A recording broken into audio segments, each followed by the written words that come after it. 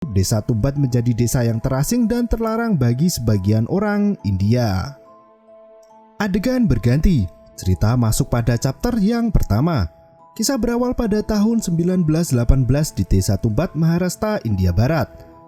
Di tengah hujan lebat, Ibu Vinaya berjalan menuju ke sebuah rumah mewah untuk melayani tuan tanah setempat yang bernama Sakrar.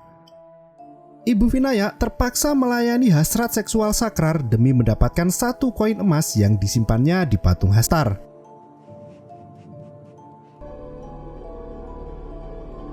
Sementara itu, Vinaya dan adiknya yang bernama Sadasiv berlari pulang menuju ke rumahnya dari memanen gandum.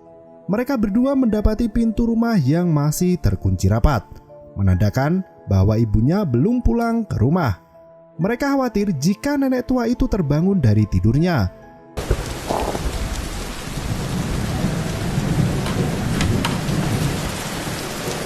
Mereka terpaksa harus memberi makan wanita tua yang mengerikan.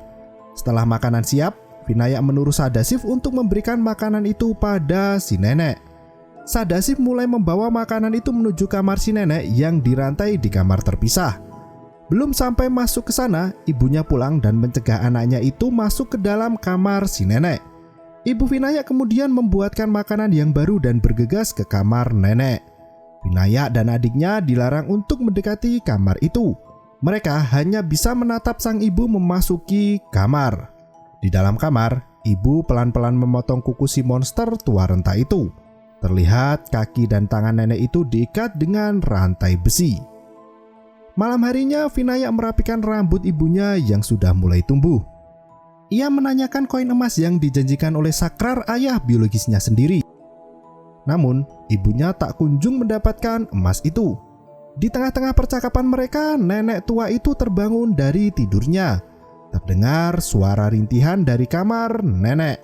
Si ibu mendekati kamar itu dan berkata, "Tidurlah, jika tidak, Hastar akan datang untukmu." Ya, kalimat itu adalah mantra untuk menidurkan sang nenek.